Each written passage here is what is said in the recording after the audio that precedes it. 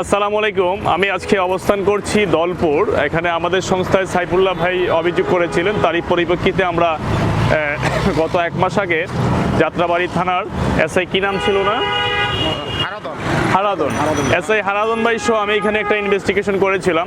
আমি অত্যন্ত দুঃখের সাথে বলবো, আমাদের মাননীয় প্রধানমন্ত্রী যেভাবে কাজ করে যাচ্ছেন, আমার বাম পাশে যিনি দাঁড়িয়ে আছেন আমাদের কেন্দ্রীয় যুবলীগের একজন নেত্রী, যিনি নিবেদিত প্রাণ জয়েন্ট সেক্রেটারি, কেন্দ্রীয় যুবলীগের জয়েন্ট সেক্রেটারি উনি, যিনি বাংলাদেশ আওয়ামী লীগের জন্য ওনার ছাত্র জীবন থেকে উনি যেভাবে বাংলাদেশ জেল কেটেছেন, অত্যাচার জুলুমের শিকার হয়েছেন এবং তারপরে উনি মনে প্রাণে বাংলাদেশ আওয়ামী লীগকে মনে প্রাণে অনুধাবন করেছেন। সেই জায়গা থেকে আমি বিষয়টি মাননীয় প্রধানমন্ত্রীর দৃষ্টি আকর্ষণ করছি, মাননীয় স্বরাষ্ট্রমন্ত্রীর দৃষ্টি আকর্ষণ করছি। বর্তমান সরকার গভর্নমেন্ট থাকা অবস্থায় এই আওয়ামী লীগের একজন কেন্দ্রীয় যুব মহিলা লীগের জয়েন্ট সেক্রেটারি, যিনি এই দলের জন্য বেশ কয়েকবার উনি অ্যারেস্ট হয়েছেন, নির্যাতন হয়েছেন, জুলুমের শিকার হয়েছেন, সেই জায়গা থেকে এই ভুক্তভোগী বোন কেন ওনার সেই পৈতৃক সম্পত্তি থেকে বঞ্চিত এবং অনাহারে অনাধারে দিন কাটাচ্ছে, মানবতার জীবন কাটাচ্ছে। আমি বিশ্বাস করি আমার ভিডিওগুলি বাংলাদেশ সহ বিশ্বের বিভিন্ন জায়গায় সারা বিশ্ব দেখেন। আমার বিশ্বাস এই ভিডিওটি কোনো না কোনোভাবে আমাদের মাননীয় প্রধানমন্ত্রীর দৃষ্টি আকর্ষণ করবে এবং সেটা উনি সুষ্ঠু তদন্তের মাধ্যমে উনি এটার বিরুদ্ধে ব্যবস্থা নেবেন। কেন আজকে আমাদের এই নেত্রী উনি মানবতার জীবনযাপন করছেন, আপনি কিছু একটু বলবেন এই বিষয়ে। হ্যাঁ, আমাকে এখনো মনে করেন যে বিভিন্ন ফোন নাম্বার চেয়ে যে বাড়ি জায়গা ছেড়ে দেন, নাইলে সমস্যা হবে আপনার। কে দিচ্ছে? কে? চিনি না, নাম্বার আছে আমার এখানে। আপনাকে হুমকি দিচ্ছে? 3-4 দিন আগেও আমাকে একটা হুমকি দিচ্ছে নাম্বার থেকে, নাম্বার আমি নিয়ে আসছি। তারপর আমাকে মারছে, আমার ভাইকে মারছে, আমার মাকে মেরেছে। আমি একজন মুক্তিযোদ্ধার সন্তান। আপনার পরিচয়টা দিন তো। আমি বাংলাদেশ যুব মহিলা লীগের যুগ্ম সাধারণ সম্পাদক সেন্ট্রাল কমিটির, এবং আমি সাবেক ঢাকা জেলা পরিষদের নির্বাচিত একজন সদস্য ছিলাম। তারপর আমার বাবা একজন মুক্তিযোদ্ধা। আমি সবচেয়ে বড় কথা হলো যে আমি আমার বাবার সম্পদ, আমি কোনো অবৈধভাবে এখানে আসিনি, প্রত্যেক সূত্রে মালিক আমি আমার বাবার সম্পদে থাকতে চাই, ভালোভাবে একটু 2টা চাল ভাত খেয়ে আমি বাঁচতে চাই। আমি এটাই আমার আমি এই দুষ্কৃতিকারীদেরকে বলবো, আপনাদেরকে স্পষ্ট মেসেজ দিতে চাই, উনি আপনার এই বিল্ডিং না, উনি এখানে থাকবে, ওনার জায়গায় উনি থাকবে। যারা ওনাকে এই ফোনে হুমকি দিচ্ছে আমরা নাম্বার নিয়ে যাচ্ছি, নাম্বার নিয়ে আমি এটা মাননীয় আমাদের ডিবি প্রধান মাননীয় হারুন স্যারের দৃষ্টি আকর্ষণ করবো। আমি প্রয়োজন ওনাকে এই বিষয়গুলো পাঠানোর চেষ্টা করব। এরা কারা যে এই বোনকে হুমকি দিচ্ছে, তাদেরকে দ্রুত অনতিবিলম্বে তাদেরকে সর্বোচ্চ বিভাগীয় শাস্তির আওতায় আনতে হবে। এবং আপনি এইখানে থাকবেন, আপনার জায়গা আপনি ছাড়বেন না, আপনার পাশে আমরা আছি, বাংলাদেশ আওয়ামী লীগ আছে, সারা বাংলাদেশের যারা ন্যায়ের পক্ষে কাজ করে তারা আপনার পাশে আছে। আমি এই ভিডিওতে বলতে চাই, যারা দুষ্কৃতিকারী তাদেরকে, যারা এই বিষয়টা নিয়ে ডিস্টার্ব করছেন, অনতি বিলম্বে আপনারা ঠিক হয়ে যান, আপনাদেরকে সারা বিশ্ব দেখবে। খুব দ্রুত আমরা স্থানীয় প্রশাসন নিয়ে আপনাদের মুখোমুখি হবো ইনশাল্লাহ। ঠিক আছে বোন, আপনি থাকবেন এখানে, এটা বিষয়টা আমরা দেখবো এবং আমরা এই বিষয়ের উপরে একটি প্রতিবেদন আমরা সুষ্ঠু, যেটা সঠিক আছে, এখানে কিছু লোককে আমরা জিজ্ঞাসাবাদ করেছি, তাও সত্যতা পেয়েছি যে ওনারা নির্যাতিত। আমরা খুব দ্রুত একটি প্রতিবেদন দেওয়ার ব্যবস্থা করব এবং আমি রাষ্ট্রের তরুণ যারা আছে তাদের উদ্দেশ্যে বলবো, আপনারা আসেন, আমরা একটি অন্যায়ের বিরুদ্ধে আমরা রুখে দাঁড়াই, একটি ন্যায়ের পক্ষে একটি কাজ করি, যাতে একজন কেন্দ্রীয় যুব মহিলা লীগের আমাদের জয়েন্ট সেক্রেটারি, মুক্তিযোদ্ধার সন্তান এবং বর্তমান গভর্নমেন্টের জন্য উনি অনেক করেছেন, আশা করি গভর্নমেন্ট তার মূল্যটা ওনাকে দিবে। সবাই ভালো থাকবেন, আসসালামু আলাইকুম।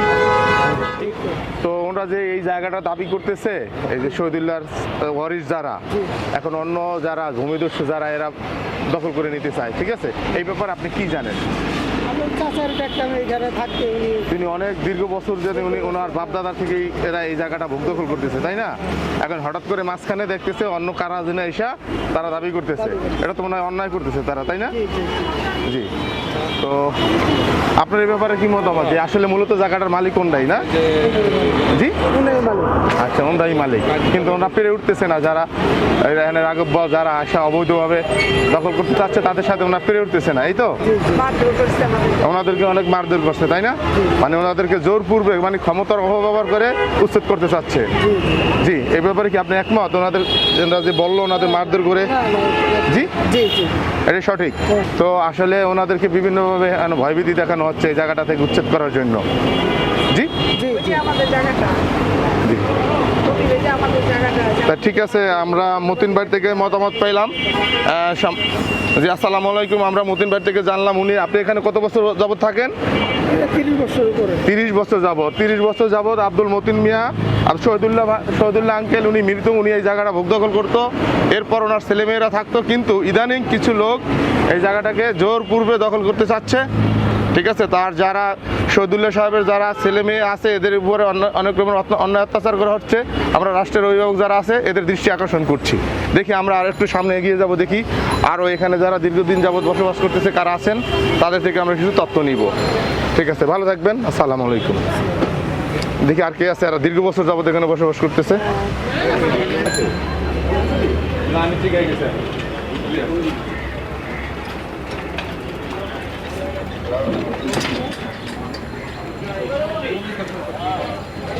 এটা হচ্ছে কবির আর হচ্ছে আনিস গো, কবির শহীদ আনিস, এই তিনজনের মানে নাম হচ্ছে তিনজন বর্তমান যারা দখল।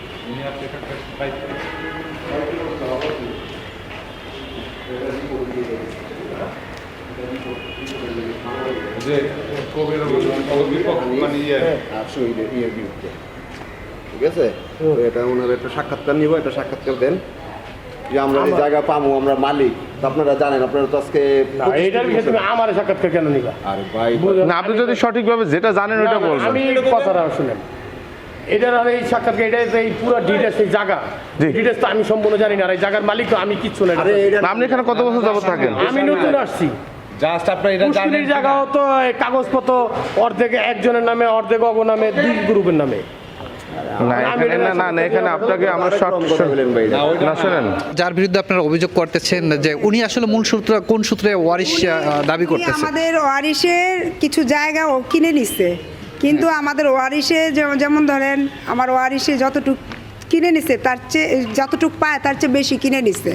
তারপর আমার টুকে আমি ছিলাম, আমার ওটা নিয়ে সমস্যা নেই, জায়গা তো ওখানে অনেক জায়গা, বিশাল জায়গা না রে ভাই। আমি তো অল্প জায়গা পাই, 6 থেকে 7 কাঠা জায়গা পাই। আমার জায়গার আমার ঘর ভাঙিয়া মাথা ফাটায় আমার বাইরে পিটায়, তারপর আমার জায়গা অর্ধেক বেশি অর্ধেক নিয়ে গেছে। এখন আমি 2টা রুম, একটা রান্নাঘর, বাথরুম এবং একটা ছোট্ট একটা রুম, এটার মধ্যে কোনো রকমে আমরা ভাই বোন মিলে কষ্ট করে এই সারা রাত দিন কষ্ট করে এই দখলের হিসাবে মানে ভয়ে দিন রাত মানে যাপন করতেছি। কখন আবার আমাদের বাইরে দেয়, 5-6 দিন আগে একটা নাম্বার থেকে আমার ফোন দিয়ে হুমকি দিছে, ভালো মতো চান এই জায়গা ছেড়ে দেন দোকানপাট। সেটা আমি নাম্বারটা আপনাদেরকে দিব এখন। এরকম হুমকি দুমকি মারতেছে, আমাকে মেরে ফেলবে, পিটায় দিবে, ভয় ভীতি দেখায়। আর আচ্ছা, ওনারা যে জমি যে ক্রয় করেছে এটা কার কাছ থেকে ক্রয় করেছে সেই বিষয়টা কি জানেন আপনি? ক্রয় করছে অন্য আমার চাচাতো ভাই, জ্যাঠাতো ভাই, ওদের থেকে কিনছে। ওরাও তো মালিক, ওদের থেকে কিনছে। আর আমরাও আমার বাবারটার মালিক, আমাদের টুকতো নিয়ে আমরা থাকতে চাই, আমরা বেশি জায়গা চাই না। আমার কাগজে যতটুক পাওনা অতটুকুই ছিলাম। ওরা আইসা পিটায় আমার জায়গার মাঝখানে ওয়াল দিয়া আমার হসপিটালে ঢাকা মেডিকেলে আমরা চিকিৎসাধীন ছিলাম। এখন কি কোনো মামলা চলমান আছে আপনাদের? হ্যাঁ, মামলা আছে। মামলা ওই যে মারামারি করছে ওই মামলা চলমান, অন্য কোনো মামলা না। আমাদের আমাদের জায়গাতে জায়গা কোনো মামলা নাই। আসসালামু আলাইকুম, আমি মোহাম্মদ সুলাইমান বলছি, বাংলাদেশ আইন সহায়তা কেন্দ্র অডিট অফিসার। কিছুদিন পূর্বে আমাদের সাইফুল ভাই আমাদের সংস্থা একটা অভিযোগ করিয়েছেন, এই জায়গাটা তার পৈতৃক জায়গা, তার বাপদাদার থেকে ওরা এই জায়গাটা ভোগ দখল করতেছে, কিন্তু কিছু অসাধু লোক এই জায়গাটাকে জবরদখল করার পায়তারা চালাচ্ছে। সেই অভিযোগের প্রেক্ষাপটে আমাদের আজকের এই ঘটনাস্থলে আসা। এখানে দীর্ঘ বছর যাবৎ যারা যুগ বছর যাবৎ বসবাস করতেছে, আমরা সেরকম একটি লোক পেয়েছি। চাচার নাম কি? মোহাম্মদ আরিফ, পিতা রফিকুল ইসলাম। এটা আমরা জানি যে ছোটোবেলার থেকে জানি যে এটা অপ্রাকৃত সম্পত্তি। এরপর কাগজপত্র কী বাইরেছে না বাইরেছে সেটা আমরা জানি না। পরে শুনতে পারি যে তাদের বাপদাদার সম্পদ, এতটুকুই জানি। কিন্তু তার বাপদাদা তো দীর্ঘ বছর যাবৎ এখানে থাকছে, বসবাস করছে, তাই না? এখানে বসবাস করতে দেখিনি, কিন্তু তাদের ভোগ দখলতে দেখছেন আপনারা, এদের ভোগ দখলতে ছিল জায়গাটা। ভোগ দখল আছে আপনার 73 না 74-এ। এখানে তাও তো 40-50 বছর যাবৎ। আর কি, একটা মানুষের জায়গা যদি 40-50 বছর যাবৎ সে ভোগ দখল করে থাকে, ঠিক আছে, একটা মানুষের লাইফ কত? এখানে আছে এরা কিছুদিন যাবৎ, যারা হয়তোবা এখানে স্থাপনা করেছিল তাদের দখলই তো ছিল। দখলে আছে বর্তমানে, এরা আসছে কিছুদিন যাবত, এটা বলতেছি। জি, যারা আপনারা যারা এখন বর্তমানে বসবাস জবরদখলে রাখছে তারা ইমিডিয়েট আসছে, তাই না? এর পূর্বে তো তারাই দখল করছে। আমার বংশের লোক, হ্যাঁ, আপনার তাদের বাপ দাদা বা আত্মীয় স্বজনই তো ছিল, বা ভাড়া দিয়ে রাখতো। হয়তো বা মানুষ তো ঘর বাড়ি জায়গা থাকলেই তো সেখানে তারা থাকে না, অন্য জায়গায় তো বসবাস করে, তাই না? কিন্তু জায়গাগুলো তো তাদের আন্ডারেই ছিল, তাদের নিয়ন্ত্রণেই ছিল।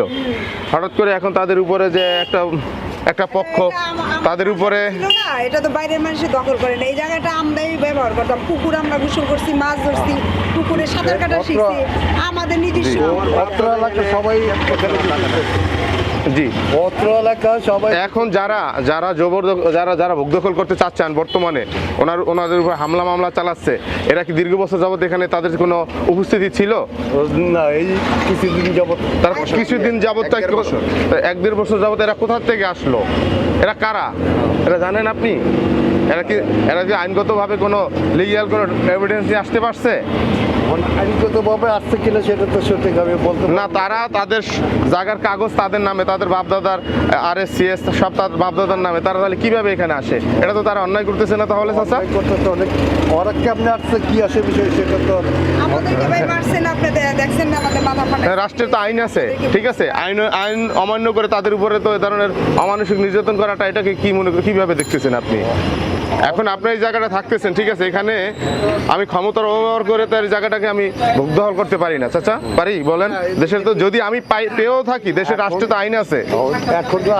এখন আর আইন দেখি না তো কোনো আইন না, আইন আছে চাচা, কি বলেন? আইন নাই বলবেন না, এটা বললে ভুল হবে। আইন আছে দেশে, ঠিক আছে?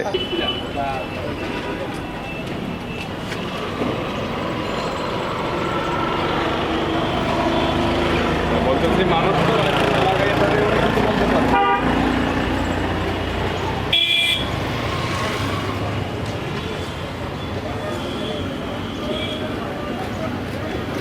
আচ্ছা, এখন কি করে?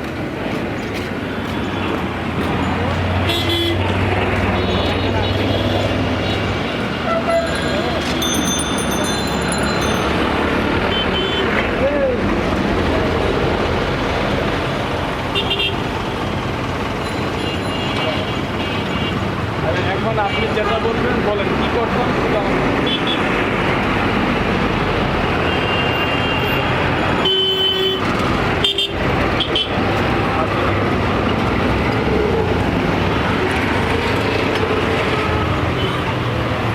আপনি একটা ব্রিফিং দেন, আমার ব্রিফিং সুন্দর হইতেছে না। এটা তারা ভিডিওটা চাচ্ছে দিয়ে তো, হ্যাঁ, আমার সম্বন্ধ না।